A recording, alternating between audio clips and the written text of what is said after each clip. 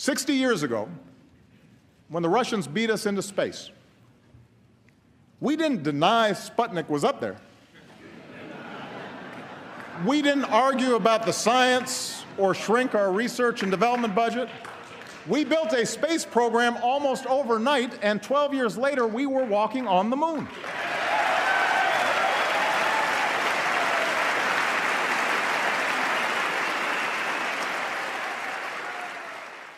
নাসার মহাকাশচারীরা 9 মাস মহাকাশে থাকার পর ফিরে এসেছে স্পেসএক্স ক্যাপসুলে। যদি তুমি এখনও এই মনস্তাত্ত্বিক ধোঁকাবাজির কথা না শুনে থাকো, তাহলে আমি ব্যাখ্যা করি। নাকি তুমি বিশ্বাস করছো যে 9 মাস ধরে মহাকাশে মানুষ বসে আছে, আর এতদিন আমেরিকান সরকার নাকি তাদের উদ্ধার করতেই চায়নি? কিন্তু অবশ্যই ইলন মাস্ক আর তার স্পেসএক্স মহাপ্রাণ হয়ে গিয়ে ওদের উদ্ধার করলো, নিচে নামিয়ে আনলো, আর আমাদের দেখালো এমন কিছু ভিডিও ক্লিপ যা সিজিআই ছাড়া আর কিছুই না। আমি তোমাকে দেখাবো কিছু ভয়ঙ্কর বাজে সিজিআই ফুটেজ, যা একবার দেখলেই যে কেউ বুঝে যাবে এটা বাস্তব না, বরং মাস্টার ক্লাস ইলিউশন। আর যদি কেউ এসব দেখে এখনো বলে যে না ভাই এগুলো একদম আসল, তাহলে আমার সাজেশন, তোমার চোখ পরীক্ষা করাতে এখনই একজন চক্ষু বিশেষজ্ঞের কাছে যেতে হবে। যদিও এখনকার দিনে হয়তো সেই চোখের ডাক্তারই হবে লেডি গাগা বা কেটি পেরি, কারণ তারা তো অপটোমেট্রি স্কুল থেকে ফেল করেছিল। তবে চোখ ঢেকে ছবি তোলার কারণে তারা মনে করে তারা চোখের দুনিয়ার মাস্টার, তাই তো তাদের হাতে চোখ ঢাকার ওইসব অদ্ভুত হ্যান্ড সাইন্স। কিন্তু যার চোখ খোলা, যার কান সচল, সে খুব স্পষ্টভাবে দেখতে পারবে এখানে একটা বিশাল প্রতারণা চলছে। আর আমি তোমাকে বলবো কেন এই পুরো নাটকটা সাজানো হয়েছে। তুমি হয়তো ভাবতে পারো এই পুরো নাটকটা কেন? নাসার মহাকাশচারীরা নাকি মহাকাশে আটকা পড়েছে, আর তারপর স্পেসএক্স এসে নায়কের মতো তাদের উদ্ধার করে এনেছে। এই গল্পের উদ্দেশ্যটাই বাকি। উত্তর হচ্ছে মানসিক প্রস্তুতি বা মাইন্ড কন্ডিশনিং। তোমার মস্তিষ্ককে আবারও প্রস্তুত করা হচ্ছে মহাকাশ ভ্রমণ সত্যি এই বিশ্বাসে বিশ্বাসী করানোর জন্য। গত 2 দশক ধরে নাসা অনেকটাই চুপ থেকেছে, তেমন মহাকাশ অভিযানের গল্প তেমন প্রচার পায়নি। এদিকে অনেকেই জেগে উঠেছে, নাসার মিথ্যাচার, চাঁদে যাওয়া নিয়ে প্রতারণা, এসব মানুষ এখন প্রশ্ন করতে শিখেছে। এখন যখন তারা আবার মার্স বা মঙ্গল গ্রহ নিয়ে নতুন নাটক শুরু করতে যাচ্ছে, তাদের প্রয়োজন মস্তিষ্কের আগাম সফটওয়্যার আপডেট। তারা ডেভন আইল্যান্ডে মঙ্গল গ্রহের নামে মহড়া চালাবে, সেখানে টেসলা অপটিমাস হিউম্যানয়েড বট পাঠানো হবে, এবং 2029 সালের মধ্যে মানুষও নাকি মার্সে যাবে ইলন মাস্কের মতে। কিন্তু এই নাটকে যেন মানুষ সন্দেহ না করে, তাই আগে থেকেই তোমার মাথায় ঢোকানো হবে SpaceX is real, space travel is real, Elon Musk is the savior। তাই একদিকে নাসার মিথ্যে অভিযানের গল্প, আরেকদিকে SpaceX এসে নায়ক সাজা, এই দুটো জিনিস একসাথেই ঘটানো হচ্ছে। তারা চায় তুমি বিশ্বাস করো নাসা যখন ব্যর্থ, তখন ইলন মাস্ক এসে দিন বাঁচায়। SpaceX এখন নাসার চেয়েও বড়, এই ইমেজটি তারা তৈরি করছে। এদিকে ইলন মাস্ক আবার ঘোষণা দিয়েছে 2026 সালে তারা মার্স মিশন চালাবে, যেখানে টেসলা অপটিমাস রোবট মার্সে যাবে, মানে ডেভন আইল্যান্ডে, এবং সেখান থেকে যে ভিডিওগুলো তারা দেখাবে তা হতে যাচ্ছে ইতিহাসের সবচেয়ে নকল সিজিআই মজার নাটকগুলোর একটি। যদি তুমি মানুষকে বিশ্বাস করাতে চাও যে মহাকাশ সত্য আর মানুষ নাকি নিজের ইচ্ছে মতো গ্রহে যেতে পারে, তবে তোমার প্রথম কাজ হবে তাদের মস্তিষ্কে এই ধারণা ঢোকানো যে হ্যাঁ যাওয়া যায়, but it just tax time. কিন্তু বাস্তব সত্য হলো তারা ওপরের স্তর ভেদ করতেই পারে না, এবং আমরা অনেকেই জানি ওই ওপরেই এমন কিছু আছে যেটা ভাঙা বা পার হওয়া একদমই অসম্ভব। এবং কোরআনেও এই ব্যাপারে ক্লিয়ারভাবে বলা আছে যে মানুষ এবং জিন জাতির মধ্যে কেউই আকাশের সীমা অতিক্রম করতে পারবে না।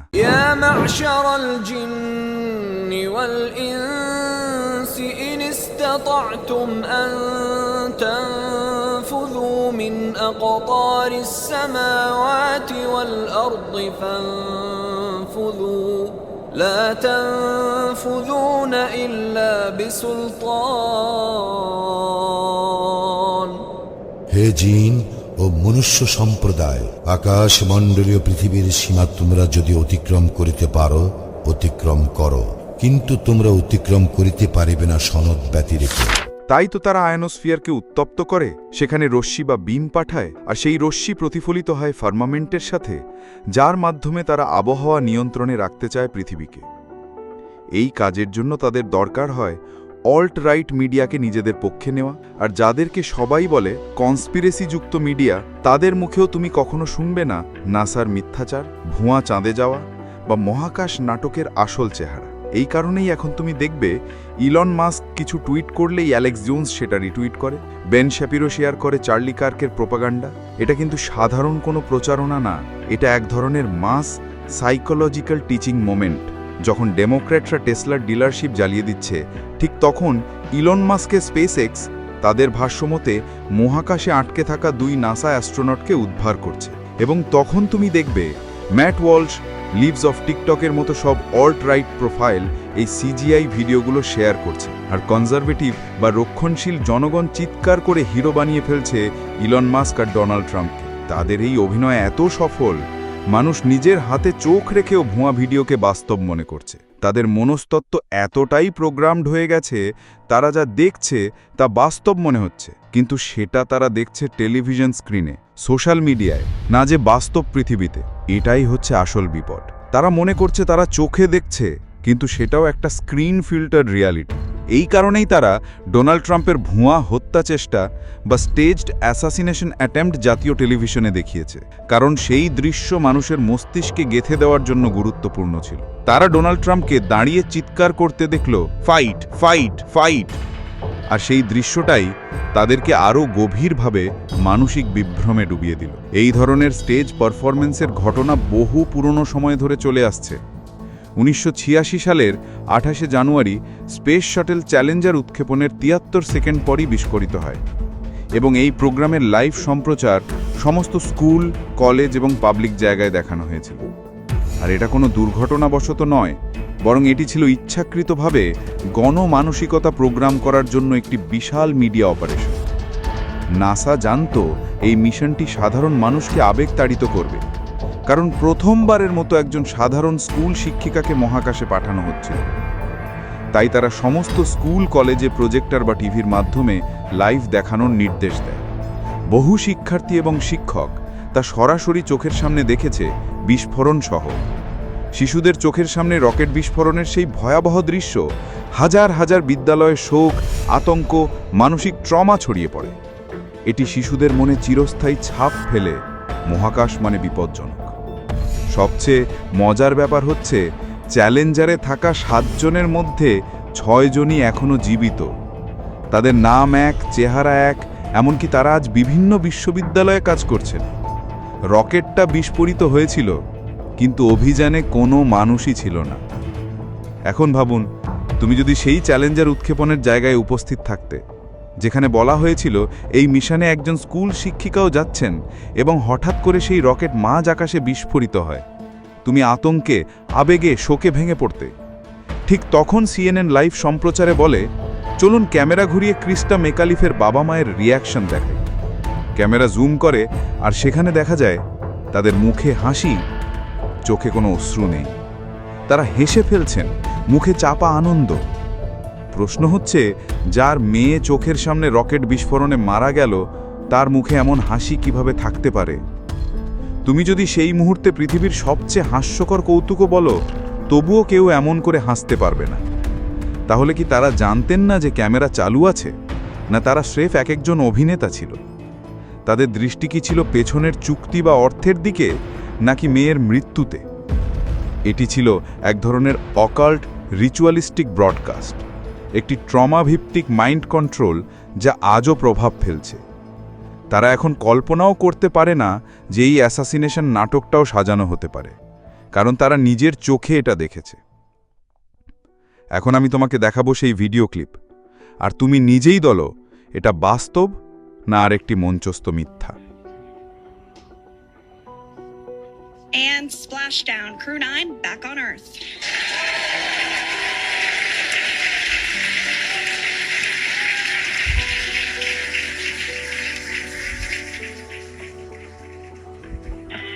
And SpaceX Freedom, splashdown.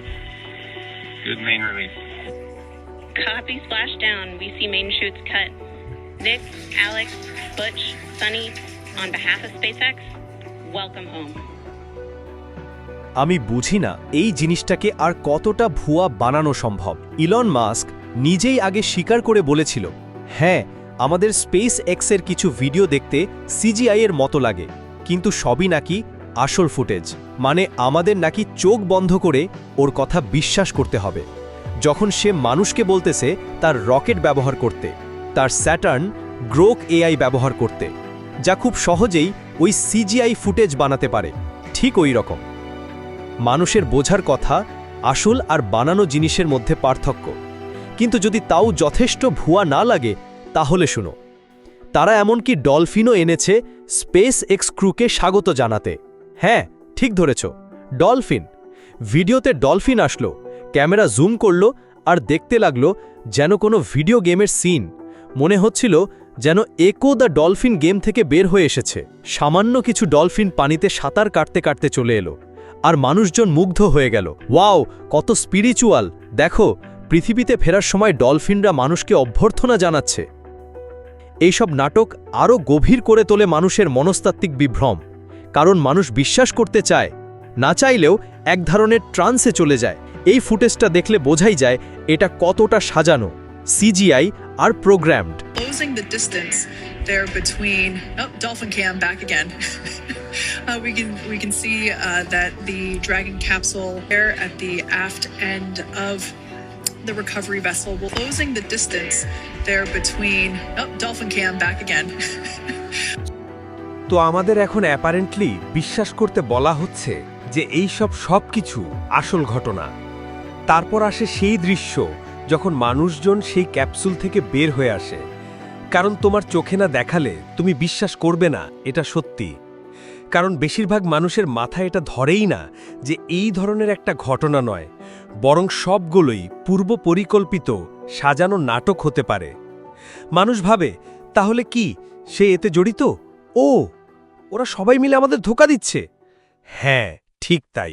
এবং এভাবেই তারা পার পেয়ে যায় 9/11-এর মতো ঘটনাগুলো করে। কারণ তারা মানুষকে বোঝায় এত বড়সড় ও জটিল কাজ তো সরকারের পক্ষে করা সম্ভব না। কিন্তু বাস্তবতা হলো এই ধরনের নাটক তাদের জন্য খুবই সহজ। আসলে আমরা প্রায়ই দেখি একই ক্রাইসিস অ্যাক্টর বা নাটকীয় চরিত্র বিভিন্ন ঘটনার মধ্যে ঘুরে ফিরে আসছে। এখন নিউ ইয়র্ক পোস্ট শিরোনাম দেয়, তারা মহাকাশ থেকে ফিরে এসেছে। আর সেখানে ছবিতে এক আটকে পড়া মহাকাশচারীকে দেখা যায়, থামস আপ দিচ্ছে যেন সব ঠিকঠাক। তবে এবার যে নতুন স্পেস স্যুট পরে আছে সেটা দেখতে যেন মোটরসাইকেল চালানোর ড্রেস। আগের চেয়ে আরও হাস্যকর, আরও কম নিরাপদ মনে হয়। আর এই ফুটেজ, এটি তারা তোমাকে দেখাতে চায়, কারণ তারা চায় এটা তোমার মস্তিষ্কে ঢুকুক, যাতে তুমি বিশ্বাস করো তারা সত্যি স্পেসে গিয়েছিল। তারা চায় তুমি এই মহাকাশচারীদের দেখো যারা নাকি 9 মাস ধরে স্পেসে ঘুরে বেরিয়েছিল, এখন ক্যাপসুল থেকে বের হচ্ছে। আর তুমি যেন তালি দাও, চিয়ার করো এলেন মাস্ক আর স্পেস এক্সের জন্য। তুমি যেন বিশ্বাস করতে থাকো, হ্যাঁ, তারা সত্যি মঙ্গল গ্রহে যাবে, আমেরিকার পতাকা বসাবে, মানবজাতির ইতিহাস লিখবে। কিন্তু আসলে এসব নাটকের মধ্য দিয়েই তারা তোমার বিশ্বাসকে বানিয়ে নিচ্ছে। এই বিশ্বাসটাই আসল টার্গেট, যাতে ভবিষ্যতের বড় বড় প্রতারণাগুলো মেনে নাও। তাদের প্রয়োজন ছিল তুমি এই দৃশ্য দেখো, তাই তারা নিশ্চিত করেছে ক্যামেরা দল প্রস্তুত থাকুক, ভিডিও ছড়াক ইন্টারনেট জুড়ে। তারপর আমরা দেখি তাদের হুইলচেয়ারে তুলে নেওয়া হচ্ছে, আর সেই দৃশ্য তোমাকে দেখানো হচ্ছে। এখন আমি আপনাদের দেখাবো এই ভিডিওর সবচাইতে ইম্পর্টেন্ট সিন। এই সিনটা দেখার পরেও যদি আপনি বিলিভ করেন স্পেস ট্রাভেল সম্পর্কে, তাহলে আপনি হচ্ছেন দাজ্জালের বাহিনীদের মধ্যে একজন। এই দৃশ্যটা হচ্ছে NASA space x crew 9 re-entry ভিডিওর একটি চিত্র। এটি হচ্ছে তারা মহাকাশ থেকে পৃথিবীতে আসা দৃশ্য। এটি হচ্ছে তাদের ক্যাপসুলটি সমুদ্রে নামার দৃশ্য। এটি হচ্ছে ক্রু মেম্বাররা পৃথিবীতে আসার পর ডলফিন দিয়ে ওয়েলকাম জানানোর দৃশ্য। এবং এটি হচ্ছে ক্রু মেম্বারদের ক্যাপসুল থেকে বের করা দৃশ্য। পুরো কার্টুন ভিডিওটি আপনারা নাসার অফিসিয়াল ইউটিউব চ্যানেলের মধ্যে পেয়ে যাবেন। চলুন ভিডিওটি শুরু করা যাক। চলো ভাই, এখন একটু পানির দিকে তাকাও। দেখো কিভাবে 10 সেকেন্ডের একটা ক্লিপে পানি হঠাৎ থেমে যায়, তারপর আবার শুরু হয়। এই জিনিসটাই হচ্ছে গ্রিন স্ক্রিন। তুমি দেখেছো, এইমাত্র থেমে গেল, আবার শুরু হলো।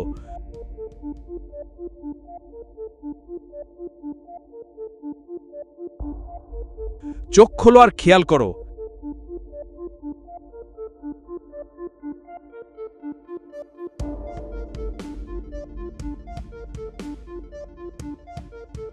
এই তো আবারও হলো ঠিক আগের মতো।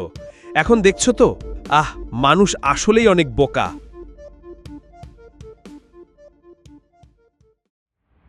সবই প্রতারণা। এই জিনিসগুলো আসলে তাই, একটা প্রতারণার কারখানা। এইভাবেই তারা তোমার মনের ভেতরে একটা কল্পিত বাস্তবতা তৈরি করে। তারা যদি শুধু বলতো, আমরা মহাকাশে যেতে পারি, আমরা এসব কিছু করেছি, কিন্তু তোমাকে কোনো ভিডিও না দেখাতো, তাহলে তুমি বিশ্বাস করতে পারতে না। কারণ তুমি সেটা কল্পনা করতে পারতে না যতক্ষণ না তুমি নিজে চোখে কিছু দেখো। এটাই হচ্ছে সাইঅপ, মানসিক যুদ্ধ বা মনস্তাত্ত্বিক অপারেশন। এইভাবেই তারা মানুষের মানসিকতা নিয়ন্ত্রণ করে। কিন্তু বেশিরভাগ মানুষ বোঝে না, ন্যাসা নিজেদের লোগোতেই শয়তানের প্রতীক রাখে, যা হলো সাপের জিহ্বা। আর মজার বিষয়, ন্যাসা হিব্রু ভাষায় অর্থ হয় ডিসিভ, মানে প্রতারণা করা। এই সব কিছু আসলে একটা বিশাল প্রতারণার জন্য প্রস্তুতি। মঙ্গল গ্রহ সম্পর্কে মিথ্যে এবং ভবিষ্যতে আসতে থাকা ভুয়া এলিয়েন হামলার নাটক সবই এই পরিকল্পনার অংশ।